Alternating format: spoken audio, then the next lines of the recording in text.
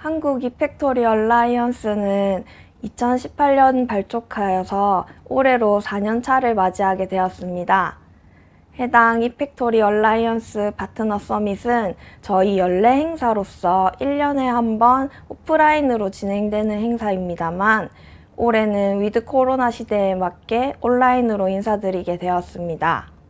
지금 온라인으로 진행되고 있는 이팩토리 얼라이언스 파트너 서밋은 크게 1부와 2부로 나뉘어집니다. 지금 송출되고 있는 이 웨비나는 1부의 순서로 오늘 11시부터 12시까지 1시간가량 진행되고 2부는 이 웨비나가 종료된 이후부터 이번 주 금요일까지 5일간 미쓰비시 전기 홈페이지에서 오픈됩니다. 원하실 때 시청하실 수 있도록 온디맨드 형식으로 구성하였습니다. 이 2부의 웹사이트에는 최신 제조기술 솔루션들을 확인하실 수 있는 얼라이언스 파트너사 분들의 강연들을 많이 준비해 놨으니까요. 많은 시청 부탁드리겠습니다.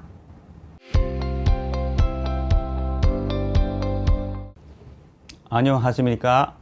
저는 지난 4월 1일부터 한국 미쓰비시 전기 오토메이션 대표이사로 부임하게 된 후지사와 마사히로라고 합니다. 제3회 한국 이팩토리 알라이언스 파트너 중회에 참석해 주신 모든 분들께 감사의 말씀을 드립니다. 아울러 한국의 조사선의 디지털화에 앞장서고 계신 제조산업 종사자 여러분 간척해 주셔서 감사합니다.第4次産業革命とデジタル大転換の時代を迎え、企業は急変する市場要求に迅速かつ柔軟に対応することが重要になっており、人と機械が調和する知能型ものづくりへの転換、そして環境的社会的に持続可能な ESG 経営の革新が求められております。また韓国政府は製造産業の再建と経済跳躍のためデータ、ネットワーク、AI などのデジタル戦略技術を中心とする韓国版ニューディールを筆頭に中小企業のスマート工場普及拡販支援事業などさまざまなデジタル革新に向け政策を推進しています。デジタル変換は主要技術である AI、ビッグデータ、IoT を活用して現場と情報システムの円滑な融合によるデジタル化を実現し、企業価値創造に貢献することを目標としています。私たちアライアンスパートナーの皆様と共に韓国製造産業のデジタル情報化のため先頭に立って取り組んでまいりたいと思っております。どうぞよろしくお願い申し上げます。今回オンラインで開催いたしますパートナー会では、これまでのメンバーの方々との連携内容とともに今後活動計画について報告いたしますが、過去2年間我々アライアンスパートナー会ではパートナーの皆様との技術交流、共同プロモーション活動の一環としてアンさんスマート製造革新センター内に e ファクトリーモデルラインを構築いたしました。2020年4月一般公開して以来、現在までコロナ危機の中でも多くの中小企業の方々からモデルラインにご訪問いただき、未来の製造業について一緒に悩み理解をいただいてきました。モデルラインは引き続きさまざまな機器とシステムを統合するインフラの拡大とともに、パートナー社間総合技術交流をするコミュニケーションの場として運営させていただきたいと思っております。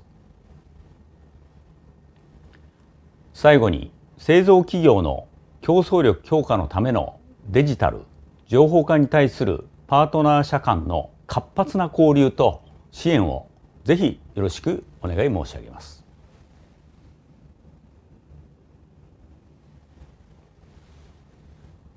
감사합니다. 다음은 첫 번째 키노트 강연으로 한국능률협회 컨설팅 오진영 부사장님께서 ESG 경영과 이팩토리를 주제로 말씀해 주시겠습니다. 예, 반갑습니다. KMSC 오진영 부사장입니다. 오늘은 ESG 경영과 이팩토리의 관련성에 대해서 짧은 시간이지만 여러분과 같이 공유를 해보도록 하겠습니다. ESG 경영을 이야기하려고 하면 먼저 세상 돌아가는 얘기를 좀 해야 될 것 같은데요. 이 블랙 스완이라는 단어가 있습니다. 이 경제 쪽에서는 이 흰색이 맞는 거죠, 백조. 그렇지만 검은 백조가 나타날 경우가 있는데 이것을 이제 빗대어서 나타나기는 어렵지만 한번 발생하면 엄청난 파장을 일으키는 그런 악재, 이런 걸 블랙 스완이라고 합니다. 근데 이번에 코로나19를 그린 스완이라는 표현을 한다고 해요. 그린은 생태계의 변화와 밀접한 관계에서 발생된 것이고 대규모 혼란을 초래하기 때문에 스완이다. 그래서 코로나19가 이제 그린 스완처럼 전 세계를 대혼란에 빠뜨렸다, 이런 표현을 하는데, 사실 지금 기후변화, 이제 기후변화란 말도 좀 이상하죠. 기후변화의 가장 대표적인 게 아마 기억하시겠습니다만 작년에 대규모 산불이 있었고 3주 연속 태풍이 불었고 이상 고온에다 작년은 저희 장마가 54일이 이어졌어요. 이제는 그래서 기후변화가 아니라 기후위기라는 표현을 합니다. 근데 이 기후변화에 대해서는 그전에도 많은 이야기가 있었지만 모두가 책임지는 건 아무도 책임 안 진다고 그래서 기후변화에 소극적인 국제사회가 이제는 코로나19라는 그린스완이 등장해서 등짝을 한 대 맞은 거죠. 그래서 이제 환경 문제 해결에 본격적으로 나서기 시작을 했고, 가장 큰 움직임을 보이는 게 먼저 EU가 되겠습니다.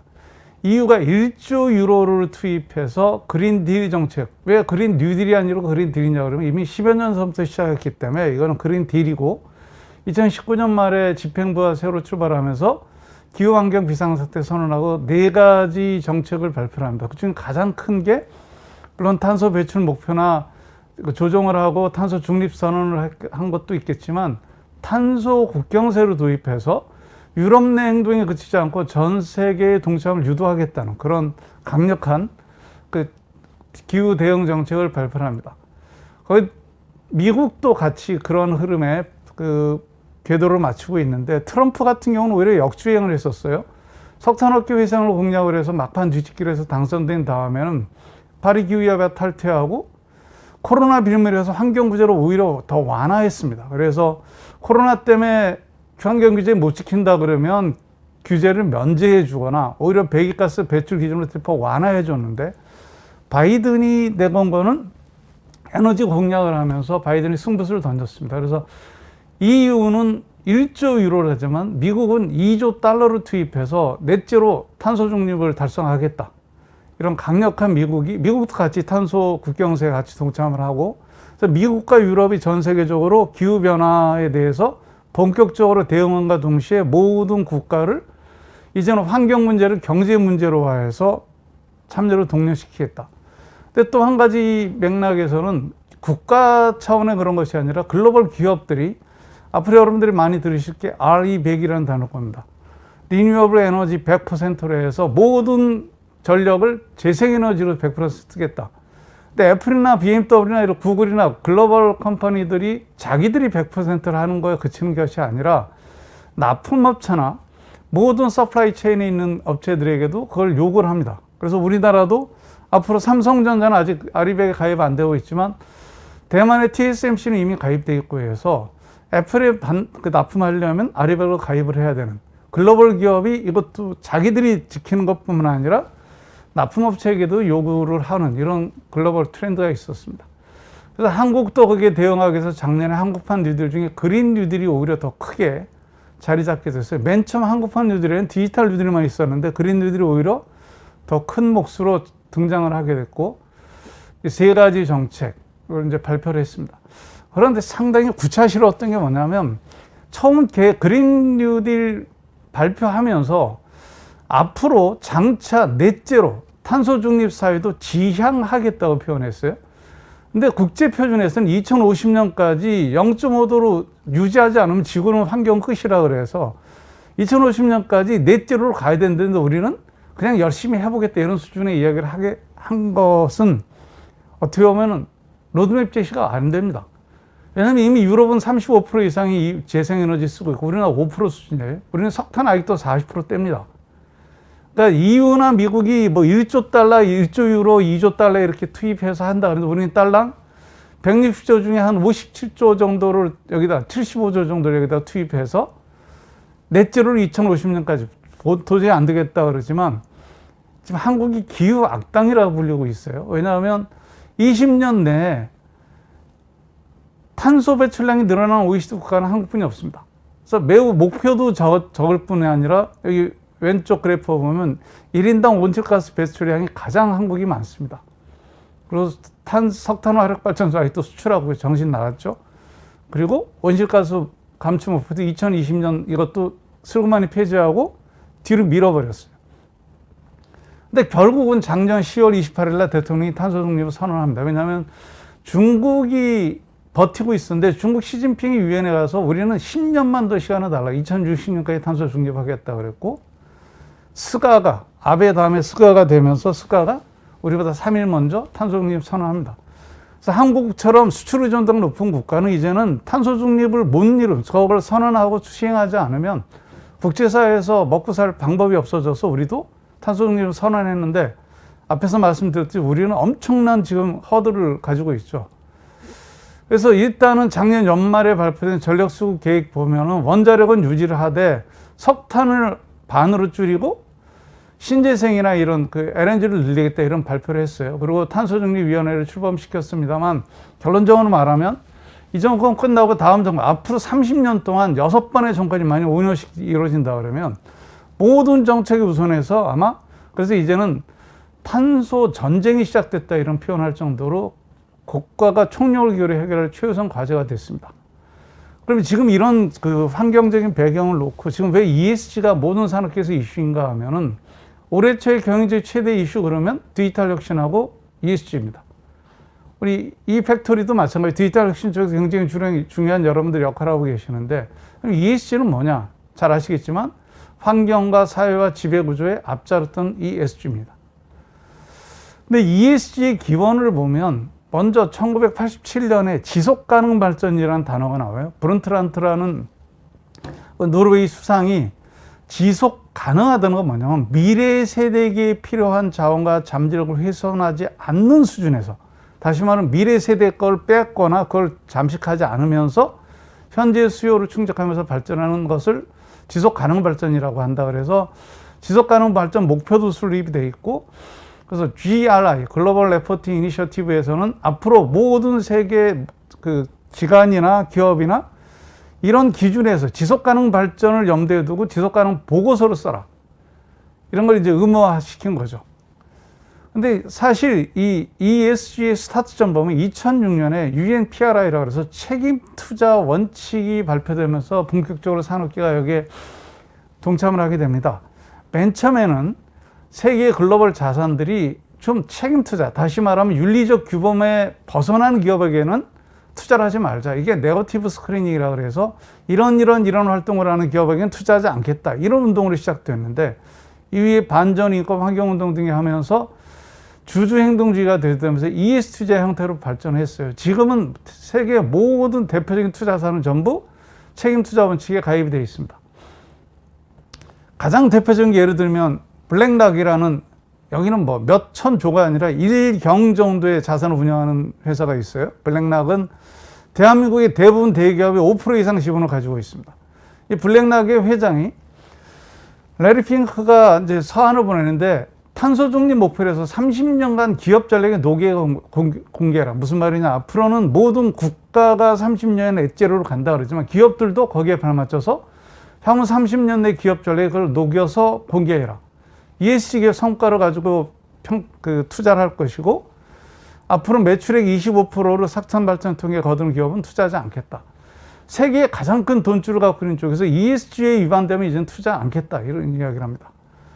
지금 투자사들이 ESG 펀드를 엄청나게 띄우고 이쪽으로 강조하게 되는데 왜 이렇게 ESG를 강조하냐 하면 갑자기 지구의 환경 미래를 고민해서가 아니라 결국은 뭡니까? 이 투자사들은 장기 투자를 하는데 대부분의 장기 투자를 했을 때 가장 리스크가 큰 게 뭐냐면 환경적인 문제에서 문제가 발생되거나 앨런 사태라든가 이런 것처럼 그다음에 사회적인 어떤 지탄을 받는 일이 생기거나 오너 리스크 이런 것 때문에 한 방에 훅 가는 기업들이 나오는 걸 보면서 장기 투자하는 투자자의 입장에서 보면은 리스크 해지를 위해서는 ESG가 꼭 필요하다고 생각하겠어요. 결국은 ESG 돈 때문에 하는 거라고 생각할 수도 있습니다.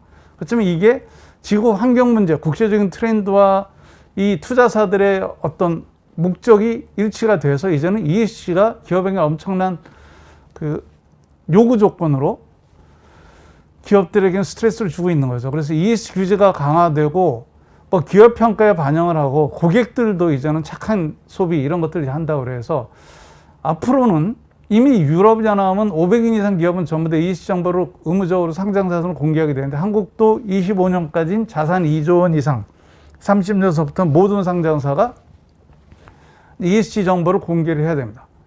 또 한 가지 새로운 트렌드는 미국의 정경련 같은 조직인데요. 비즈니스 라운드 테이블에서 갑자기 2019년에 글로벌 최대 기업의 CEO들 180명에서 서명을 합니다.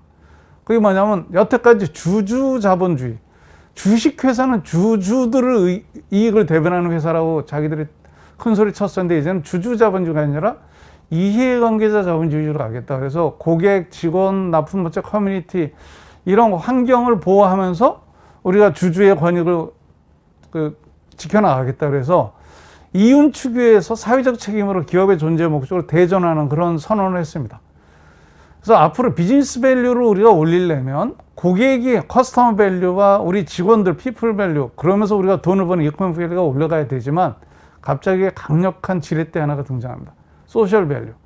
그래서 이 네 가지가 같이 올라가야지만 비즈니스 밸류가 올라가는 세계가 돼서 ESG가 클로즈업 된 것은 이 소셜 밸류의 강력한 요구 때문에 그렇게 된 거죠. 그래서 과거의 기업들이 했던 CSR 활동과 ESG의 차이점 뭐냐면 CSR은 그냥 하면 좋고 평판에 도움이 되지만 ESG를 안 하면 재무 안전성에 타격을 받습니다. 그래서 CSR은 자의적이고 비용적이라는 관점 보면 ESG는 의무적이고 위협이다.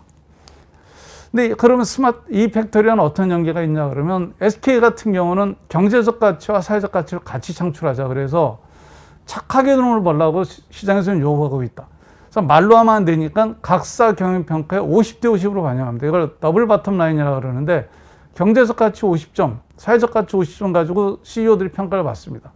그래서 계산식까지 전부 예시를 해서 돈은 얼마나 벌었대, 사회적 가치는 이런 항목을 계산해서 돈으로 표시해라. 그래서 예를 들면 SK텔레콤 같은 경우는 18, 19, 20년 동안에 우리가 간접 기여 성과는 얼마, 사회적 사회 성과 이렇게 쭉 발표를 하는데 여기 보면 비즈니스 사회 성과라다 보면은 환경, 공정에서는 오히려 탄소를 배출해서 더 마이너스를 시키고 있어요.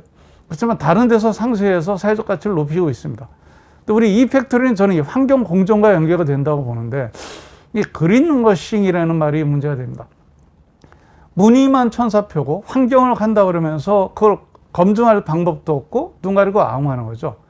그래서 그린워싱 더 이상 안 속는다 그래서 요즘 요구되는 게 에코 모니터링입니다. 모든 전력이나 탄소 배출이나 모든 것에 센싱을 해서 그 데이터를 가지고 실질적인 팩트를 가지고 그걸 돈으로 환산해서 발표를 해라. 이런 것들이 요구되고 있기 때문에 우리 이 팩토리 회원사 여러분들하고는 이 에코 센싱 쪽에서 여러분들 역할이 점점 커질 거고요. 가장 큰 문제 중에 하나가 RE100이라고 추진한다고 했습니다. 리뉴어블 에너지 100%로 가려고 그러는데 우리나라는 재생에너지 발전 비용이 미국이나 유럽에 비해서 2배 이상 높습니다.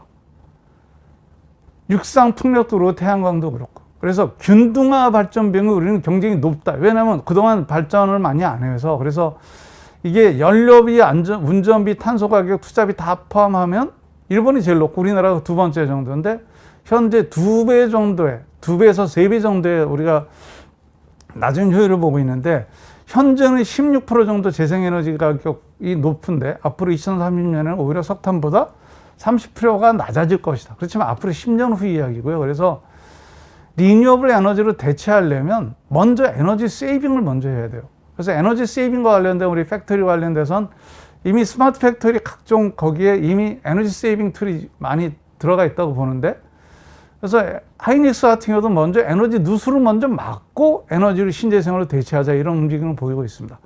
그래서 앞으로 이게 마지막 장표입니다만 스마트 팩토리 중에서 우리가 FEMS, 팩토리 에너지 매니지먼트 시스템이나 BEMS라고 그러죠. 빌딩 에너지 매니지먼트 시스템처럼 기존에 우리가 각종 효율한 생산성 향상, 품질 관리 이런 쪽에 많은 이팩토리가 관여를 했다고 보지만 앞으로는 에너지 세이빙 쪽에, 에너지 모니터링 쪽에 저희들의 역할이 굉장히 클 거라고 생각을 해서 말씀드렸습니다. 그래서 결론적으로 말하면 이미 에듀벌린이 크게 ESG가 떠 있고 모든 기업은 이제는 의무 방어전으로 이 숙제를 앞으로 30년 동안 여기에 올인을 해야 되는 상황에서 우리 이팩토리도 앞으로 포커스가 점점 이런 에너지의 모니터링과 세이빙 쪽으로 우리의 역할이 더 커지지 않을까 그런 생각이 들어서 여러분께 몇 가지 사례를 말씀드렸습니다. 다음에 기회가 되면 또 뵙겠습니다. 감사합니다. 이어서 두 번째 키노트 강연으로 일본 미쓰비시 전기 스기야마 하지메 그룹장님께서 DX 최신 동향, 제조업의 미래를 주제로 한 발표가 있겠습니다. 안녕하세요. Hello everybody. My name is Hajime Sugiyama from Mitsubishi Electric headquarters. It's an honor to speak in the Korea eFactory Alliance. Today, I would like to talk about the future of digital manufacturing and in specific about digital twins. I hope you enjoy it. Is your digital twin ready to go? On the screen, you can see the 3D simulator of the Korea eFactory model line. It's really cool, isn't it? We used this simulation in order to calculate lead times, figure out AGV routes, and detect problems before we installed the line. And it was very, very beneficial, and it helped us to create a better production line.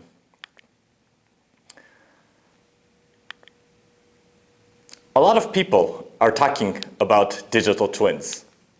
Do you know why they are talking about digital twins? It's because in this uncertain world, speed is everything. I think we learned a lot of valuable lessons through the COVID-19 pandemic. One thing is that speed is very, very important. I think you remember globally there was a mass shortage of masks. And as a supplier, if you were able to speed up your production, then you were able to get those orders for those masks and help the public as well. So in today's world, it's not enough if you have just a good idea. It's also important to have the ability to deliver it quickly, meaning creating a production line that can provide good quality products in a very, very short time is essential in order to beat competition. Because if you're not going to be able to produce the product, then somebody else will.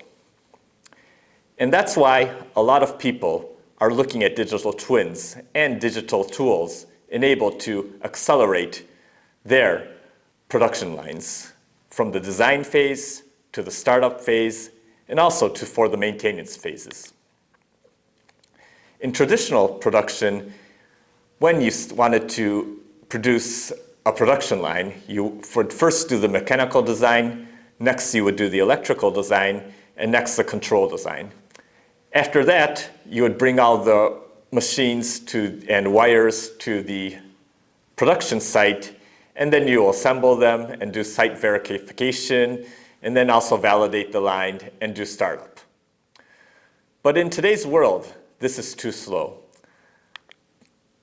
After using digital tools, you will be able to share data and do the mechanical design, electrical design, and control design at the same time, simultaneously.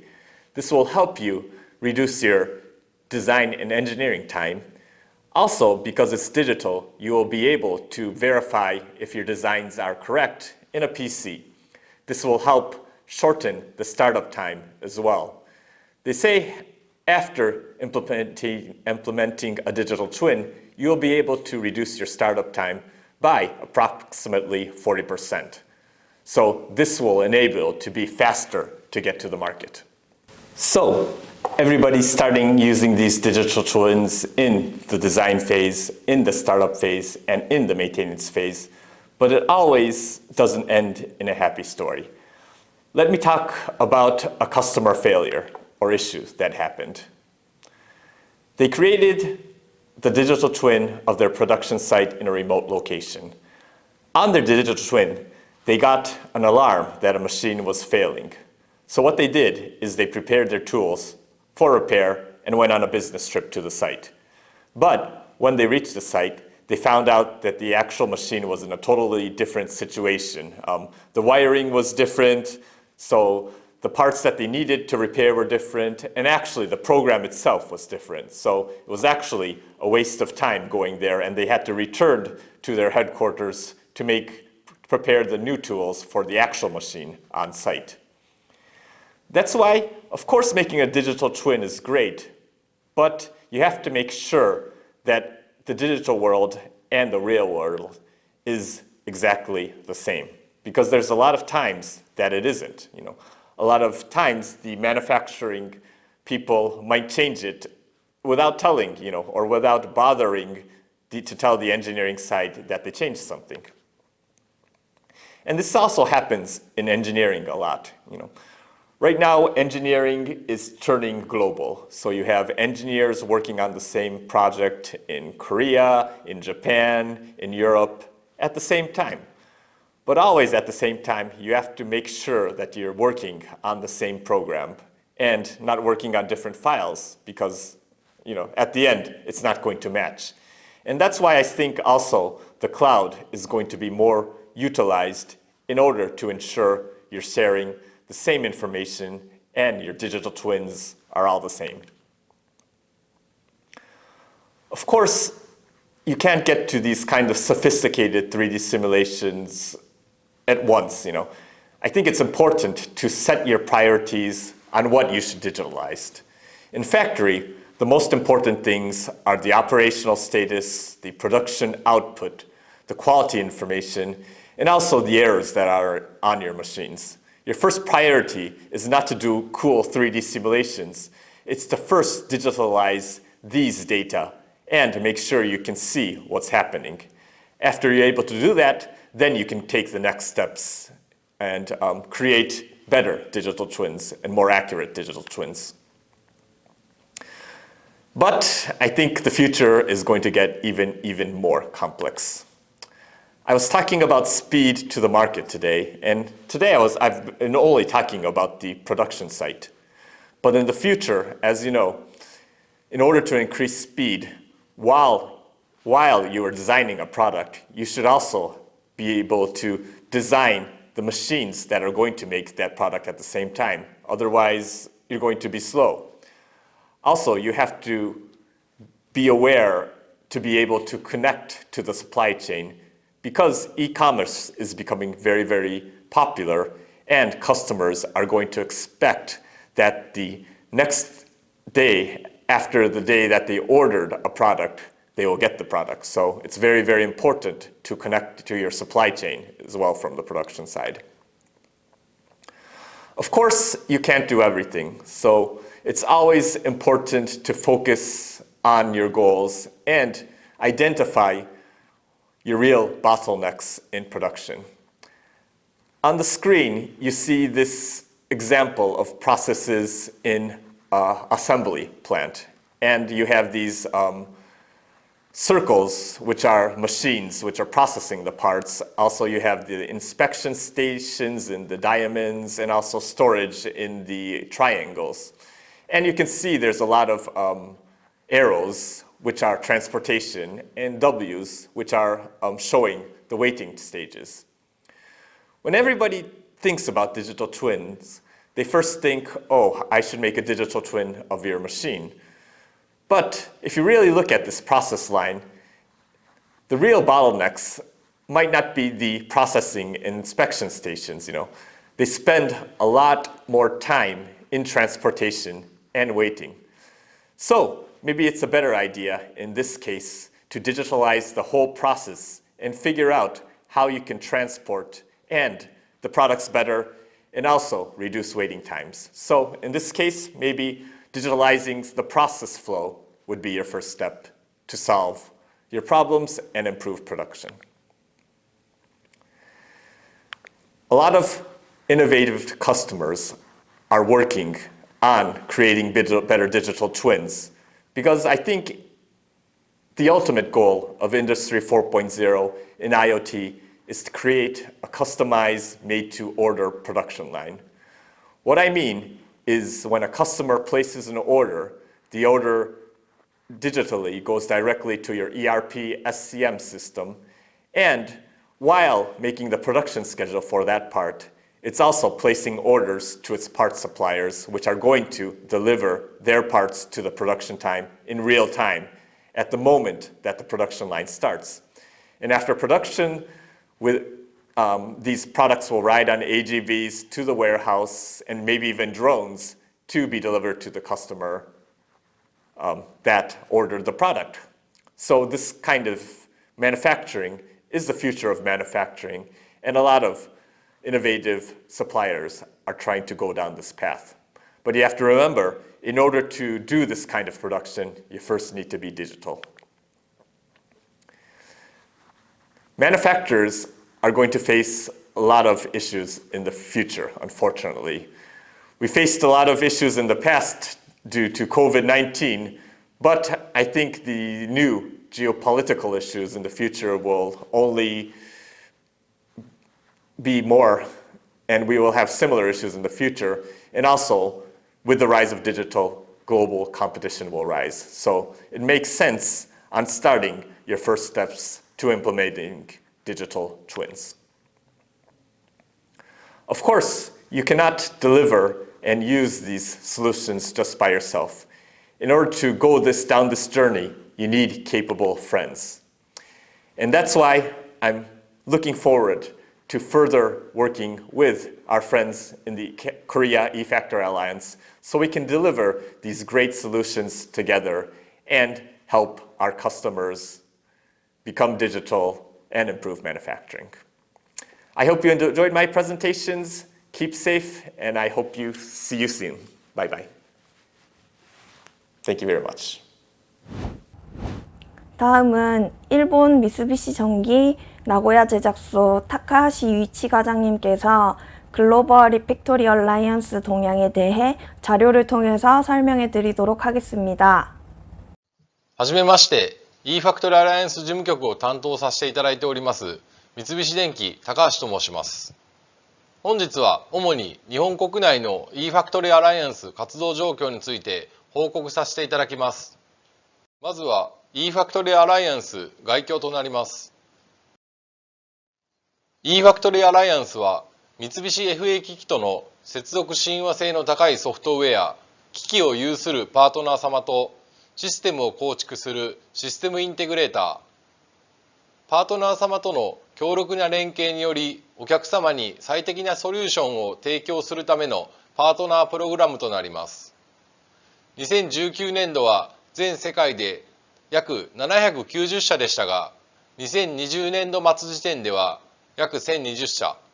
ここには記載ありませんが、現在は約1050社ほどご参画いただいております。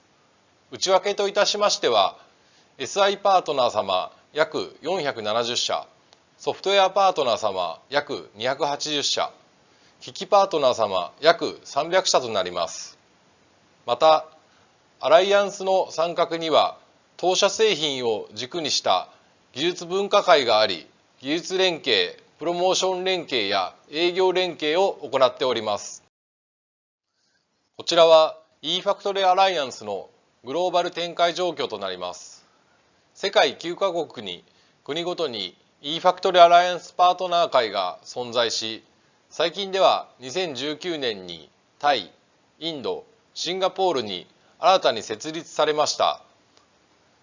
それぞれの国ごとにパートナー様と技術連携、プロモーション連携、営業連携を実施しております。ここからは20年度の日本国内の eFactory アライアンスの活動報告となります。まずは eFactory アライアンスパートナー総会についてです。昨年度は新型コロナウイルスの影響もあり、初のオンライン開催となりました。開催日は今年の3月8日から19日の計12日間で、期間中はいつでも視聴可能となりました。主なコンテンツは、アライアンス活動方針、当社技術説明、加えてパートナー様講演、お客様講演含め全31コンテンツ掲載しました。パートナー様講演としては AWS 様とブレインズテクノロジー様に弊社製品と技術連携についてご講演いただき、ロッテ様と NOK 様には導入事例についてご講演いただきました。こちらはスキルアップワーキングです。スキルアップワーキングは弊社製品との連携を図ることを目的に、パートナー様に対して弊社の新製品、新技術、または注力製品の勉強会を目的に開催します。また、パートナー様と自社の交流の場としてもご好評いただいております。例年はリアル開催をしているのですが、こちらも新型コロナウイルスの影響でオンライン開催となりました。それぞれの実施日と参加者は表の通りとなっております。eFactory 支援モジュールについては、デモおよび各種機能の紹介を実施いたしました。エッジクロスについても、各制度紹介とエッジクロスを活用した導入事例の紹介を実施しました。また、IQ ものづくり工作機械工具摩耗診断についても、ユースケース紹介やトレーニング内容の紹介を実施いたしました。こちらは19年度から継続して実施しているエッジクロス活用ワーキングです。エッジクロス幹事会社である当社がエッジクロスの普及推進をする目的もあり実施しているイベントで、このイベントではエッジクロス活用ユースケースをパートナー様と共に検討し、リーフレットを作成、その後ウェブに掲載してプロモーション活動を行っております。またリーフレットをダウンロードいただいたお客様に対してアンケートを実施、アンケート結果をパートナー様と共有して攪拌活動に結びつけることを行っております。実績としましては、右のように AWS 様をはじめ19年度に10社、20年度は8社様とリーフレットを作成いたしました。こちらは2019年度作成のリーフレット一覧になります。こちらは2020年度作成のリーフレット一覧となります。次にプロモーション連携についてです。各パートナー様の情報を掲載しているパートナー検索サイトというものがあり、トップページにリーフレットが掲載されております。そのリーフレットをダウンロードいただいたお客様に対してアンケート機能を追加し、お客様の情報を取得することができるようになりました。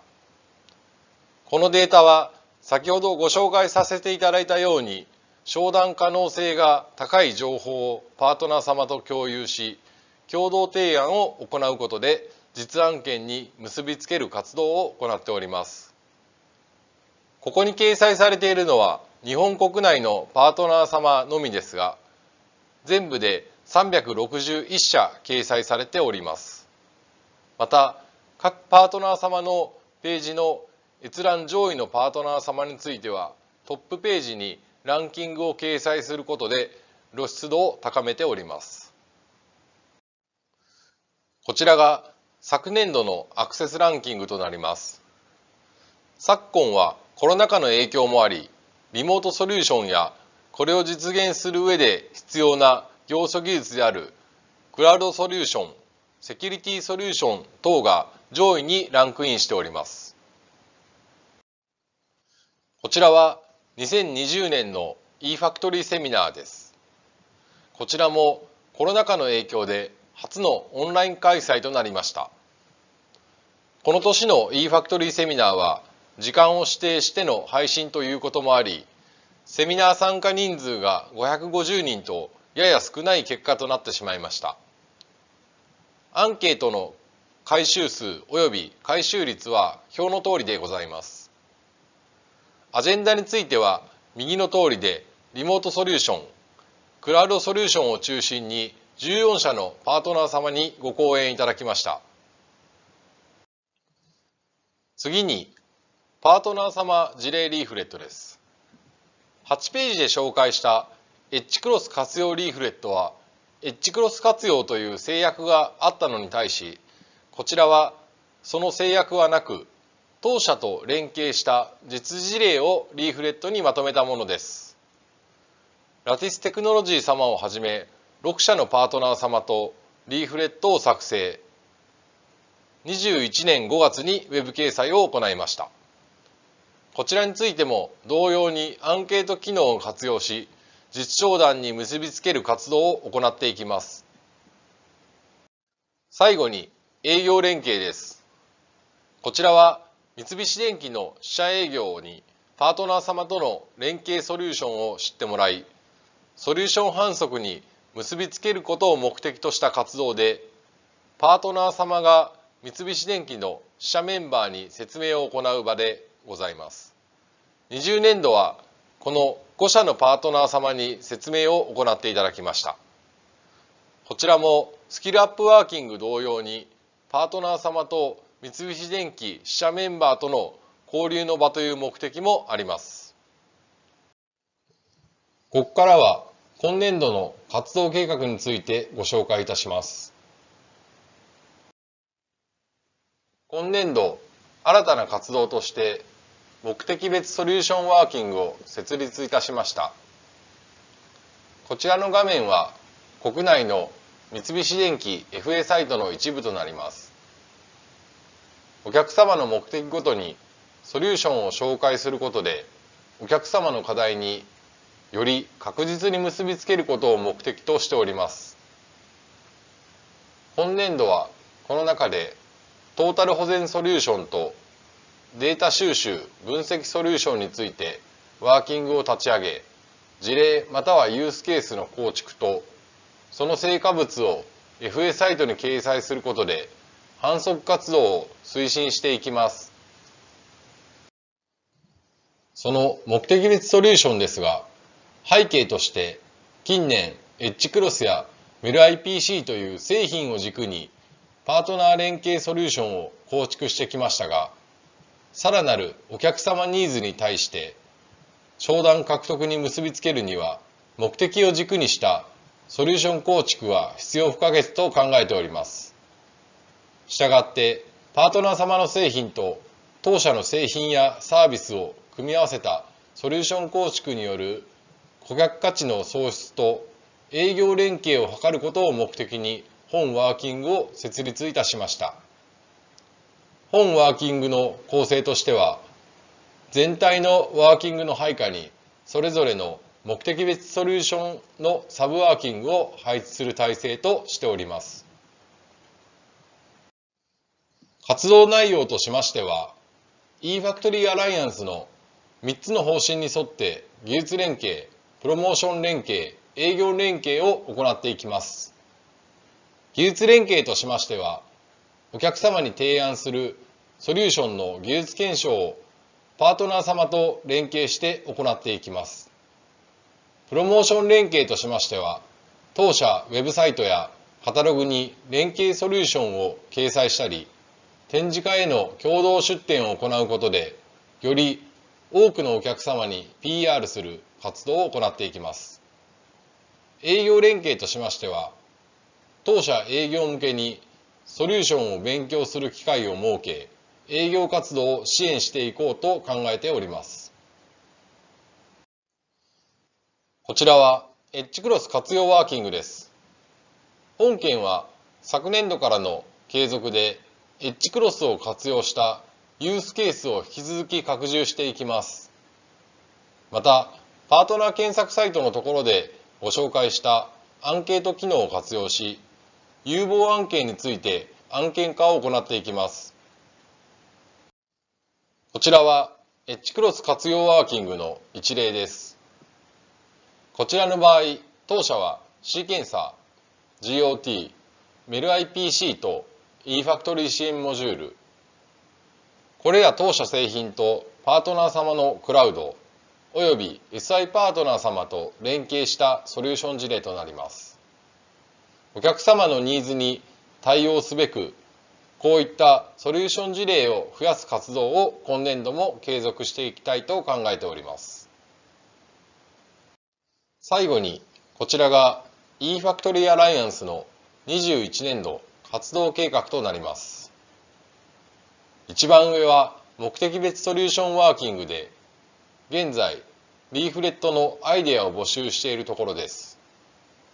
10月以降に事例リーフレットを作成し、年明けにパートナーソリューションマップに掲載、そしてそれを活用してプロモーション活動を行っていきます。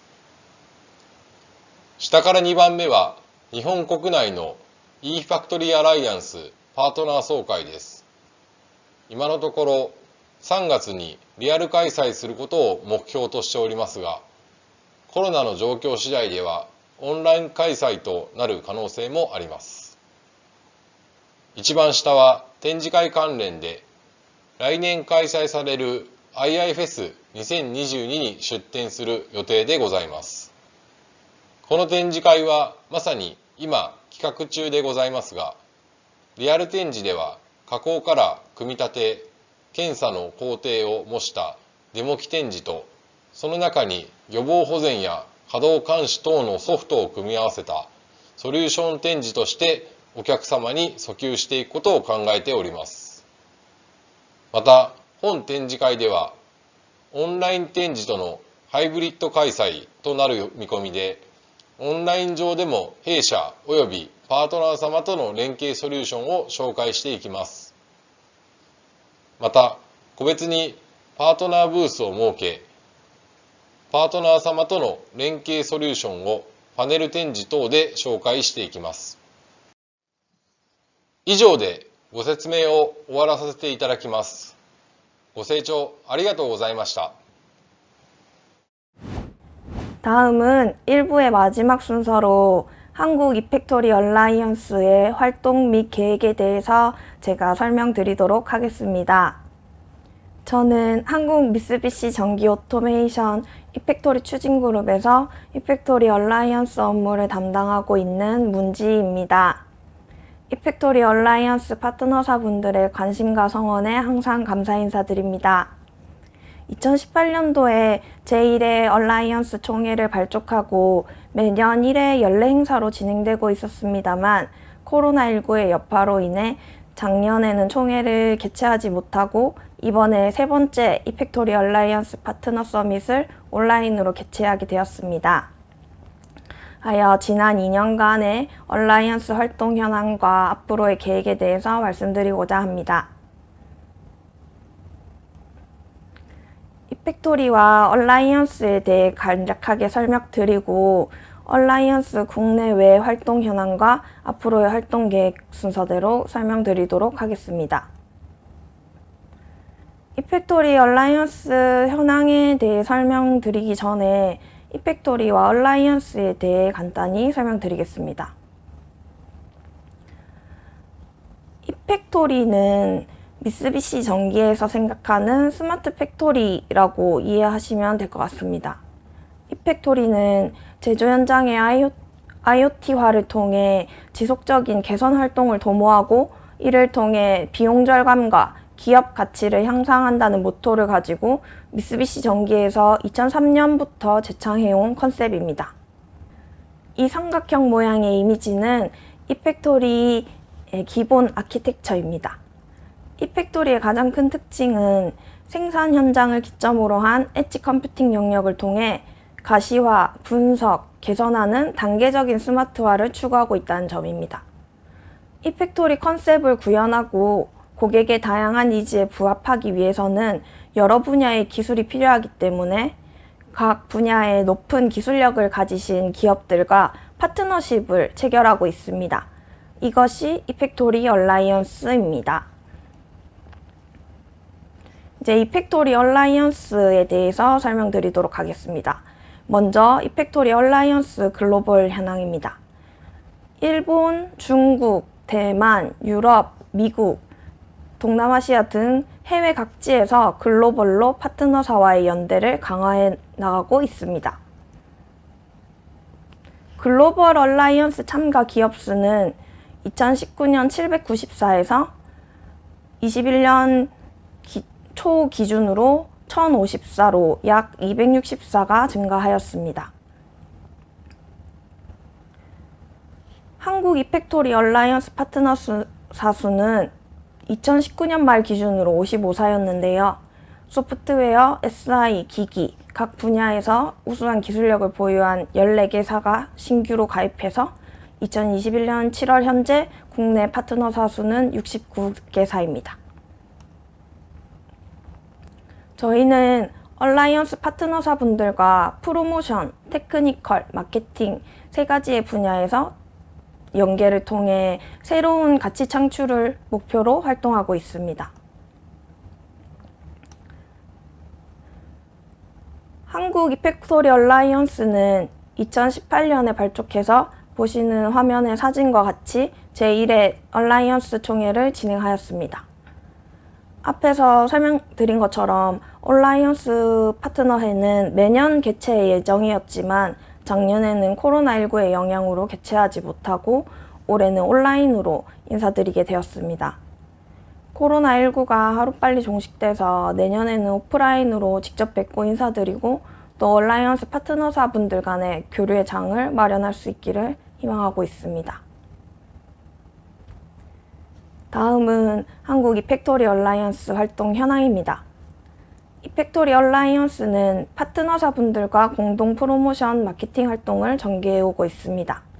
전시회, 컨퍼런스, 세미나 등의 다양한 루트를 통해 활동 중에 있으며 최근에는 여러 파트너사분들과 웨비나를 통한 공동 프로모션 활동도 진행해 왔습니다.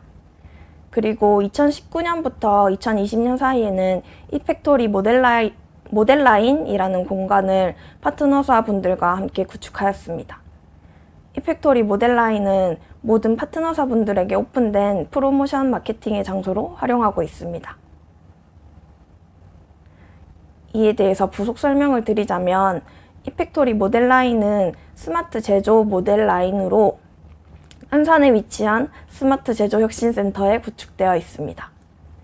이펙토리의 실현 방법에 대해 함께 고민하고 논의할 수 있는 장소를 제공한다는 목적으로 안산 스마트 제조 혁신센터 1층에 가로 43m, 세로 17m 규모의 모델라인 구축 사업을 2019년 3월부터 추진했습니다.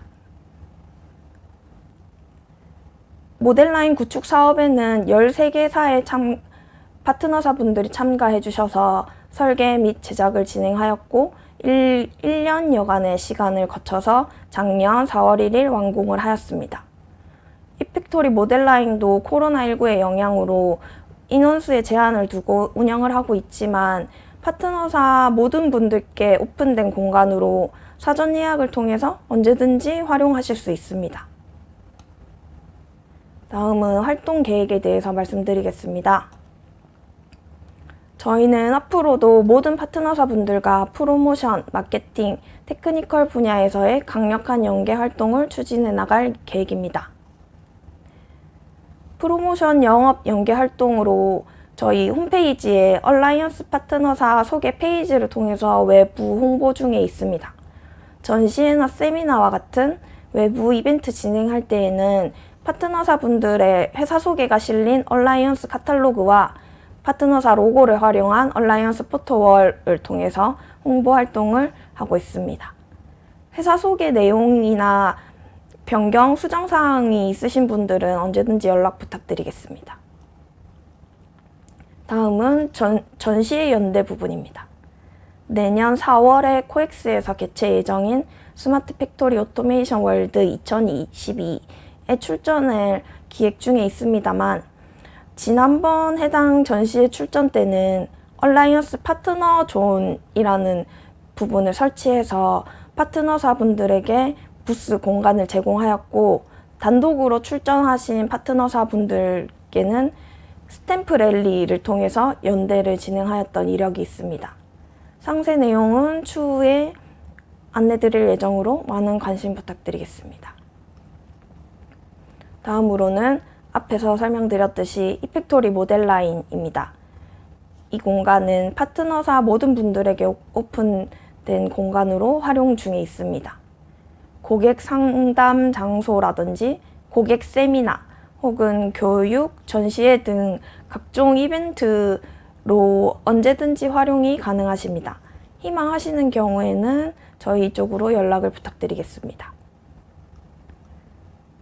기술 연계 내용으로 당사 FA 제품과 파트너사 간의 기술 연계 강화를 위해서 기술 교류회를 매년 실시하고 있습니다. 올해도 상반기, 하반기 각 1회씩 개최 예정으로 상세 일정은 추후에 별도 공지드리겠습니다. 많은 참석 부탁드립니다. 그리고 당사 FA 제품으로 구성된 데모 키트를 대여하는 프로그램을 운영 중에 있습니다. 당사 제품과의 호환성이나 접속 테스트가 필요하신 경우에 활용하실 수 있으시고요. 다만 요청하신 장비가 대여 불가능한 경우도 있기 때문에 그 점은 양해 부탁드리겠습니다. 끝으로 이펙토리 얼라이언스는 파트너사분들과 미쓰비시 전기의 제휴를 통해서 고객의 다양한 니즈에 부합하기 위한 솔루션을 구축하고 새로운 비즈니스를 발굴하는 기회를 만들 수 있는 공간이라고 생각합니다. 이펙토리 얼라이언스를 통해 협업하고 싶으신 부분이 있으시다면 언제든지 연락 부탁드리겠습니다. 어떤 의견이든지 한 말씀 주시면 감사드리겠습니다. 그러면 이펙토리 얼라이언스의 적극 활용과 참석을 부탁드리겠습니다.